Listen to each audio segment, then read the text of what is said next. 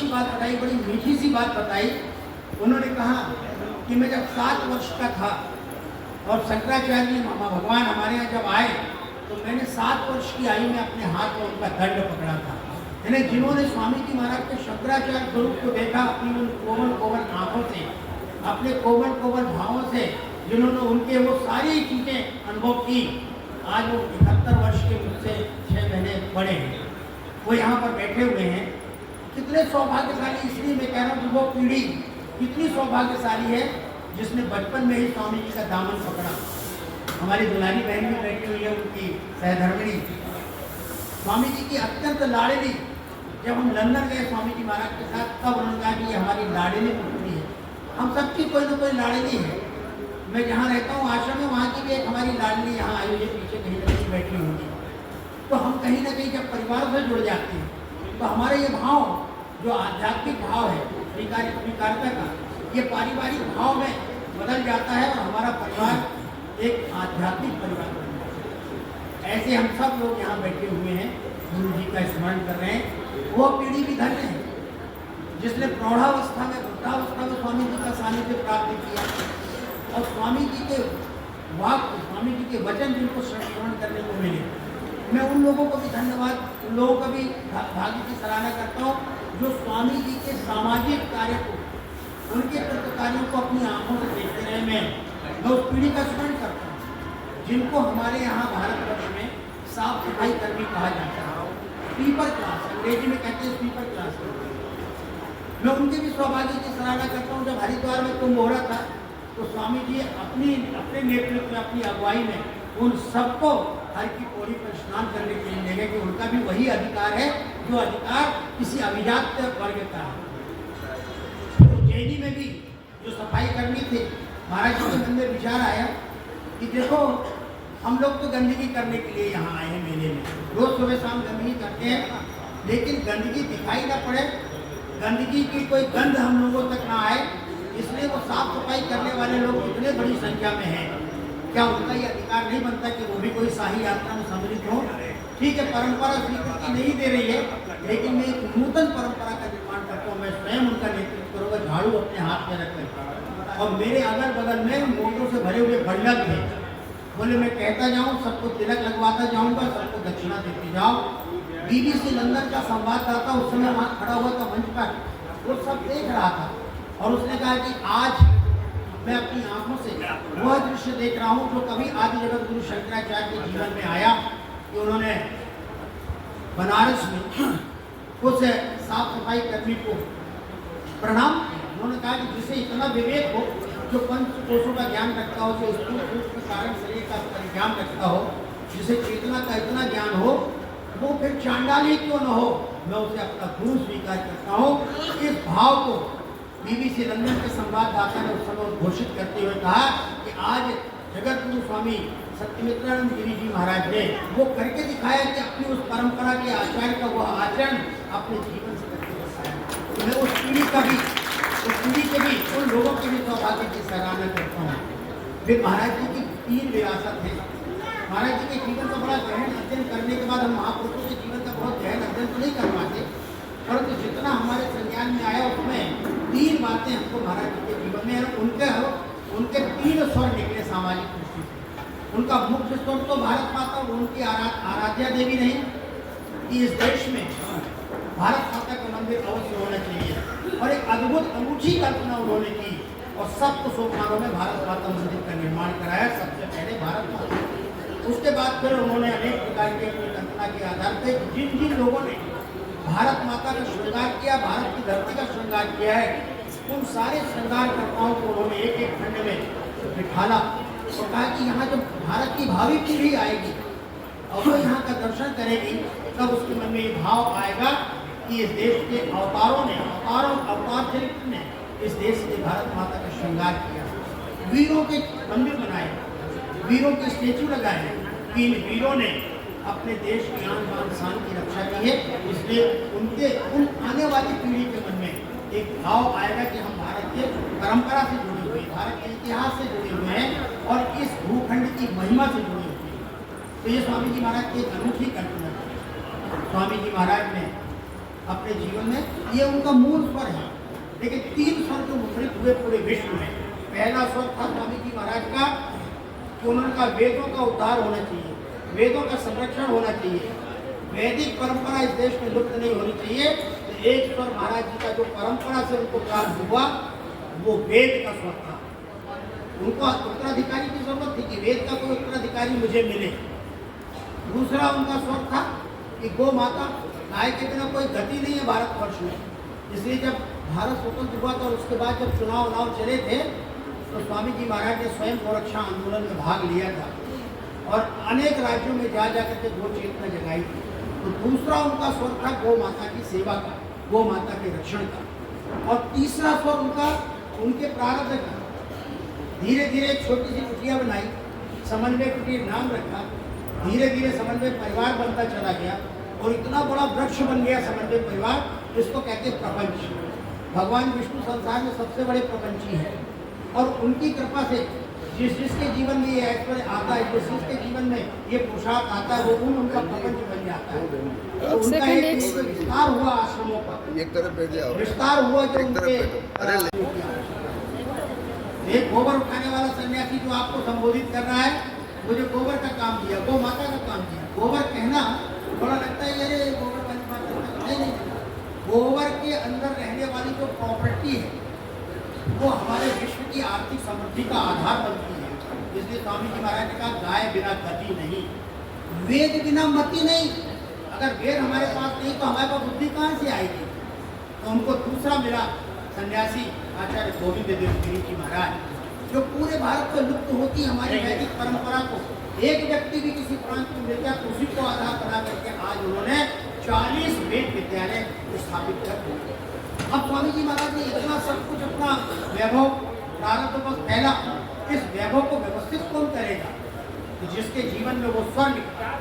उन्होंने स्वामी अवधेशानंद जी महाराज को सारा प्रपंच सौंपा कि देखो इसको सबको जोड़ के रखना है और तुम लोग मेरी इस विरासत को संभालिए। इसलिए मैं कह रहा हूँ कि स्वामी जी महाराज ने बड़ी सूझबूझ के रखा, बड़ी दूरदर्शिता के साथ हम तीनों को अपने से अपना दामन नहीं छुड़ाने दी। कोशिश हम लोगों ने बहुत की कि लोग हो जाए, लेकिन बांध कर रखा उन्होंने, ऐसा बांध दिया कि आज हम उनकी अनुपस्थिति, उनकी जो चैतन्य सत्ता है, उनका जो सूक्ष्म देह है वो हमारे बीच में भूल गए नहीं। मुझे मेरे दो भाई स्वप्न सुना रहे थे, अभी 1 महीना पहले उनको स्वप्न आया, बोले तो हमको ब्रह्मलीन क्यों कहते हैं। मैं कोई ब्रह्मलीन थोड़ी हुआ हूँ, मैं तो तुम्हारे बीच में घूम रहा हूँ, मैं यही हूँ, मुझे ब्रह्मलीन मत कहा करो, मैं हमेशा तुम्हारे साथ हूँ।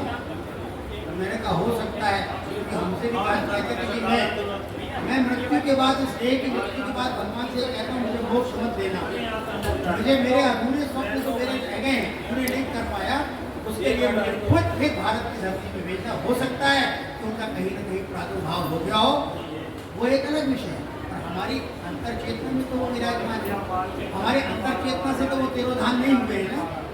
इसलिए हम सब लोग उनकी इस पुण्य तिथि में उनका पुण्य स्मरण करते हुए आज अपनी भावांजलि, प्रणामांजलि, श्रद्धांजलि और उनके प्रति कृतज्ञता का भाव प्रकट करेंगे। कुछ संत महात्मा स्वामी जी को के बारे में बताएंगे, हरिद्वार के संत कि छोटा सा महात्मा भी हो, अगर उसका ये गेरुआ वस्त्र है, तिलक उसने धारण किया हो, माला उसने धारण किया हो, हाथ में छोटी सी गीता की पुस्तक या हनुमान चालीसा हो या शिव चालीसा, दुर्गा चालीसा हो, अगर वो महाराज श्री के पास आया है तो उसका भी उतना ही सम्मान किया है जितना किसी आचार्य स्तर के संत का सम्मान किया है। उन्होंने कोई विभाजक रेखा नहीं की थी। एक छोटा सा संत, नन्हा सा संत भविष्य का शंकराचार्य हो सकता है, भविष्य का निम्बार्काचार्य हो सकता है, भविष्य का रामानुजाचार्य हो सकता है, भविष्य का रामानंदाचार्य हो सकता है। नन्ही सी बालिका, मुझे याद है, एक छोटी सी बालिका आश्रम में आई, वो गौशाला देखने गई और गुरु जी के पास आई, बोली गुरु जी यहाँ एक गौशाला है, उसमें गाय रहती है, आपने गाय देखी क्या। बोले तुमने देखा कहाँ है, मुझे नहीं मालूम। गुरु जी की ही गौशाला में, और गुरु जी की काली गायों को देखकर वो नन्ही बालिका कहती है, और उसने कहा अच्छा, गुरु जी ने कहा मुझे दिखाओ कहाँ है, उंगली पकड़ो मेरी। उस नन्ही सी बालिका ने उंगली पकड़ाया अपनी और महाराज के छोटे बच्चे की तरह गौशाला चले गए। ये देखो ये गाय है, अरे वाह बड़ी अच्छी गाय तुमने दिखाया। अब उस नन्ही सी बालिका, अर्पित तिवारी की बिटिया की बात बता रहा हूँ, जबलपुर की इतनी सी थी, और महाराज जी को गौशाला घुमा लाई, जबकि गौशाला महाराज जी की है, गौसेवा महाराज जी करते हैं। तो ऐसे ऐसे जीवन के बहुत अनोखे प्रसंग हैं महाराज जी के। गोपाल छाया में हम लोग बैठे हुए थे जबलपुर में, तो गोपाल छाया में उन्होंने एक पर्ची ली थी। मौन काल में पहुंचे थे, सोलंकी जी यहाँ बैठे हुए हैं, तो सारी व्यवस्था देखते थे। छोटी छोटी पर्चियाँ, बहुत सारी पर्चियाँ तो उनके पास रखी है जो लिख करके देते हैं। तो मौन काल वो पर्चियाँ मेरे पास भी रखी हुई हैं। तो मुझे लिखते हैं पर्ची में कि ये आश्रम है, और आश्रम का मतलब क्या होता है मालूम है? पर्ची में लिख रहे हैं आश्रम माने आश्रय, आश्रम माने भोजन की व्यवस्था, आश्रम माने विश्राम, आश्रम माने स्वाध्याय, आश्रम माने सत्संग, आश्रम माने सेवा, आश्रम माने संस्कार केंद्र। कितनी व्याख्या और छोटे से आश्रम की महाराज जी ने की, आश्रय स्थल से लेकर के, और कितनी कितनी विधाएं इस आश्रम के अंदर हो सकती हैं। ये महाराज जी का चिंतन था, महाराज जी का सोच। मुझे याद आता है, तो वचन में भी कह सकता हूँ अगर मुझे मौका मिला तो, नहीं तो अभी सारी लकार निकाल देता हूँ मैं। जब भारत माता मंदिर बनके तैयार हो गया, उद्घाटन हो गया, लोकार्पित हो गया, दूसरा या तीसरा पाठोत्सव था, महाराज जी ज्ञानी जैन सिंह के पास गया, तत्कालीन राष्ट्रपति जी के पास। बोले एक बार आइए आप। उन्होंने प्रोग्राम बनाया, मुश्किल से 10-8 मिनट का प्रोग्राम था विजिट का। अब वो सरकारी अधिकारी जब बनाते हैं तो मिनट कार्यक्रम बनाते हैं। ज्ञानी जैन सिंह नीचे आए, भारत माता मंदिर का दर्शन किया, भारत माता का। एक एक मंजिल में गए और संत खंड में आए, वहाँ रुक गए। वहाँ संत खंड है और एक ऐसा हॉल है, सत्संग हॉल, जिसमें सभी धर्मों के कुछ वाक्य लिखे हुए हैं। वहाँ यानी जैन सिंह रुक गए, पढ़ते रहे, सब देखते रहे। तब तक उनके प्रोटोकॉल अधिकारियों ने कहा कि सर कुछ समय दिया गया, थोड़े अधिक हो गए हैं, बड़े समय पूरा हो दुश्मन का। इतनी अच्छी जगह में 8 मिनट में क्या होगा? तो वहाँ वो रुक गए। रुकने के बाद अब उस समय नया नया बना था, यहाँ के लोगों को भी नहीं मालूम था कि विजिटर बुक भी रखनी चाहिए। इतने बड़े VIP आए तो बोले आप हमको विजिटर बुक दीजिए। अब विजिटर बुक पहली बार लोग नाम सुन रहे थे, मुझको तो मालूम था। दौड़ करके यहीं पर जो है स्टेशनरी की दुकान में एक कॉपी खरीद के ले आया, एक कलम ले आया। उसी कॉपी और कलम में उन्होंने भाव लिखे। क्या लिखे उन्होंने? कि भारत माता मंदिर मंदिरों की श्रेणी में हरिद्वार में अद्भुत मंदिर, 7 मंजिलों में बना हुआ ये मंदिर, 7 खंडों में बना हुआ ये मंदिर, 7 सोपान इसके मुझे लगते हैं कि ऊपर के 7 लोक हैं, और इन 7 लोगों का निर्माण स्वामी जी महाराज ने किया। उनकी डायरी में लिखा हुआ। और मुझे लगता है कि आने वाले समय में जो भारत की नवोदित पीढ़ी होगी, जब अपने मम्मी पापा की उंगली पकड़ करके, अपने माता पिता की उंगली पकड़ करके भारत माता मंदिर के अंदर प्रवेश करेंगे, तो उनको शोध की पर्याप्त सामग्री मिलेगी। क्योंकि नीचे मैंने देखा है भारत का ये मैप नहीं जो हमने देखा है, खंडित भारत, अखंडित भारत का मैप बना हुआ है। और ये भावना है खंडित देश अखंडित हो या जन गण मन का नारा है, इस प्रकार का भाव उन्होंने लिखा। यहाँ शोध की पर्याप्त सामग्री मिलेगी। और उन्होंने लिखते लिखते आखिरी में उनके मन में क्या विचार आया, लिखा कि जो काम स्वाधीनता के बाद हम राजनेताओं को करना चाहिए था, सबसे पहले राजनेताओं को भारत माता का मंदिर बनाना चाहिए था, लेकिन छूट गई। हमने दिल्ली के लाल किले में दीपक जलाया, ये दीपक हमको राम जी के मंदिर में अयोध्या में जलाया जाना चाहिए था, लेकिन गलती से हमने लाल किले में इस दीप को प्रज्वलित किया।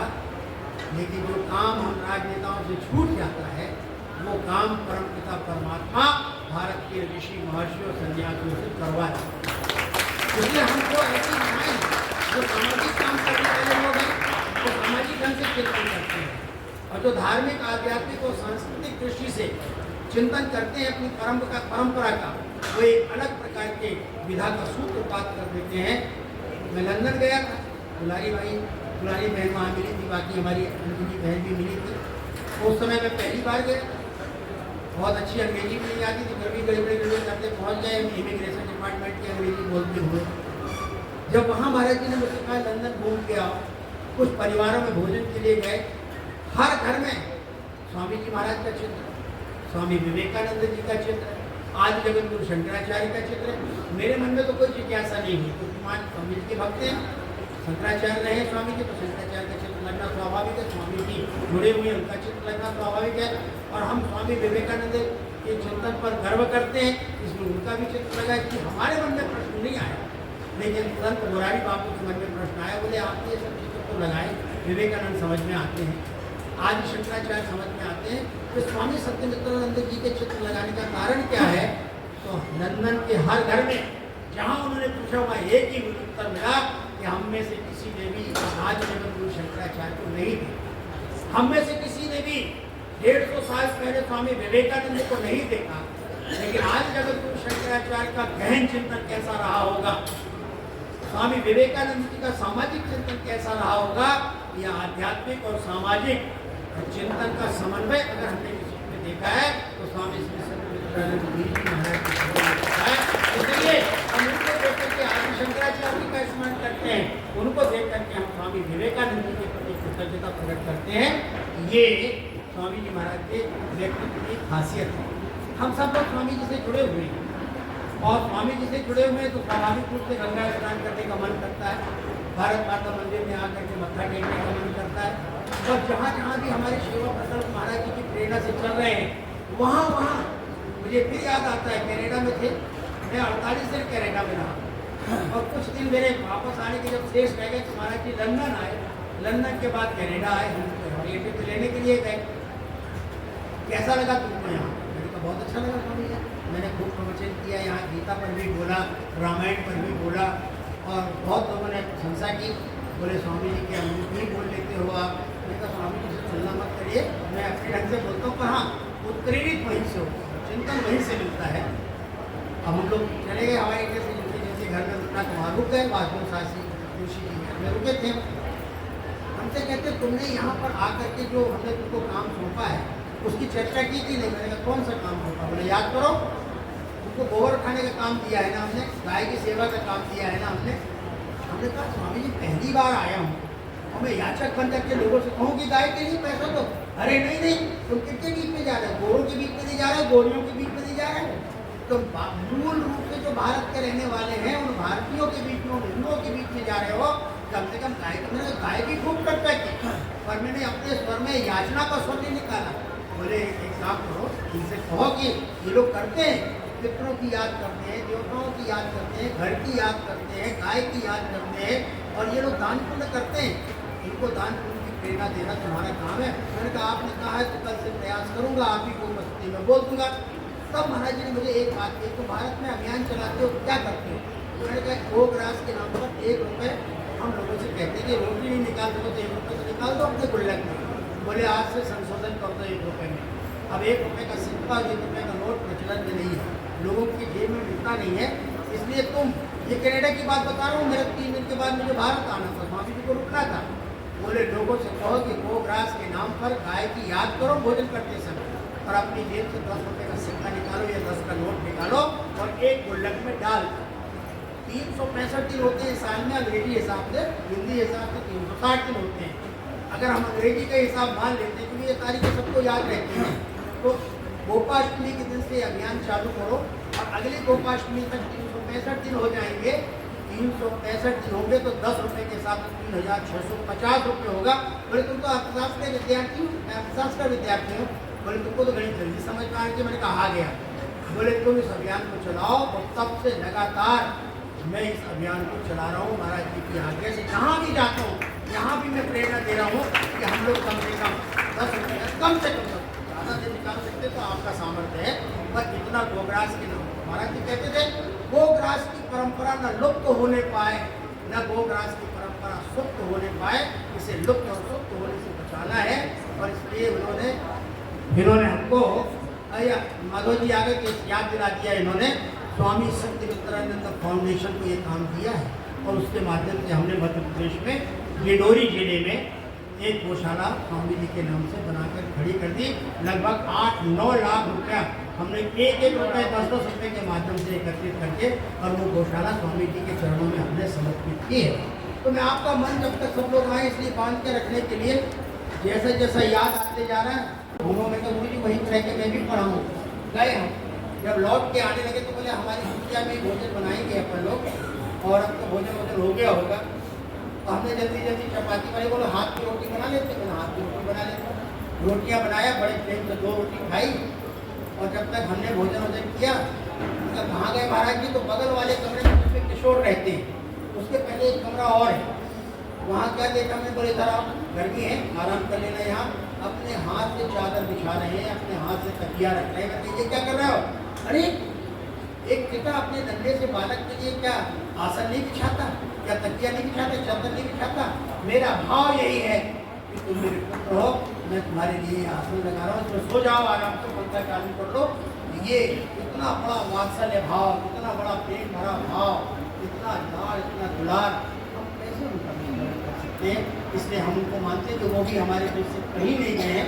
लौकिक देह, भौतिक देह उनकी भले ही हमारे बीच में ना हो, लेकिन उनका सूक्ष्म शरीर कहीं न कहीं हमारी अंतर चेतना में विद्यमान है और वो हमसे सबसे बात करते रहते हैं और प्रेरणा देते रहते हैं। एक घटना और समय पास कर रहा हूँ मैं, और बड़ी अच्छी अच्छी बातें, संस्मरण इतने हैं मेरे पास कि ढेर लगे। शास्त्री जी के पास भी बहुत सारे संस्मरण। हम गोपाल छाया में पूजा कर रहे थे, महाराज जी कौन पीछे कब आके खड़े हो गए, हम पता नहीं, पूजा में तल्लीन, हमारी पूजा की चित्रता अभी भी आप देख सकते हैं।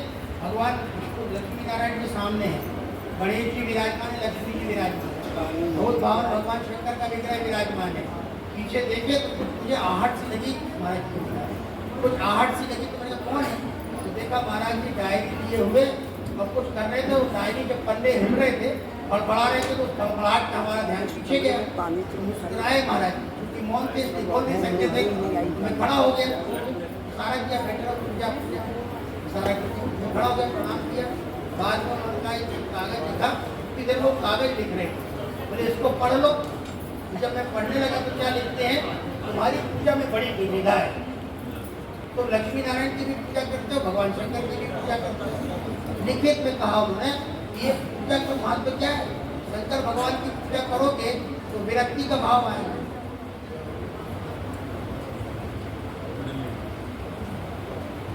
ब्रह्म निवास से पूज्यपाद महामंडलेश्वर स्वामी परमात्मानंद जी महाराज हमारे बीच में विराजमान है। उनका इस मंच पर स्वागत करते हैं, अभिनंदन करते हैं, वंदन करते हैं। तो महाराज जी ने क्या लिखा मालूम है? शंकर भगवान की पूजा करने से वैराग्य मिलता है और विष्णु भगवान की लक्ष्मी नारायण की पूजा करने से धन वैभव मिलता है। और दोनों की पूजा करोगे तो दोनों असमंजस में रहेंगे। ये तो धन देना चाहेंगे और भगवान शंकर तुमको विरक्ति दे देंगे। तो एक दोहा लिखा महाराज जी ने, हरि भजते वैभव मिले, हरि भजते वैभव मिले, हर भजते वैराग, और हरिहर दोनों के भजे संपत्ति सहित विराग। मैं अनुभव कर रहा हूँ, इतना पैसा आता है मेरे पास, एक घेरा नहीं बसता, आता है विष्णु भगवान के पास, लक्ष्मी मैया के साथ द्वारा, और खर्च करवा देते हैं भोले बाबा। धाम धतूरा पीने वाले कहते हैं बांटो सबको, एक पैसा नहीं मिलता। तो ये स्वामी जी महाराज ने हमारे जीवन की विशेषता रेखांकित कर दी। और आज भी जब भी बैठता हूँ मैं तो इस दोहे को भगवान को सुनाता हूँ। मेरे गुरु जी ने आपकी महिमा भी बताई, आपकी महिमा भी बताई। मैं ज्ञान का अधिकारी हूँ, वैराग्य का अधिकारी हूँ, कि मैं भक्ति का अधिकारी हूँ, उपासना का अधिकारी हूँ। आप जानो जिसका अधिकारी हूँ वो मुझे दे दो। और मुझे विरक्ति ही दे रहे हैं भगवान, हमें हमेशा विरक्ति ही देते हैं।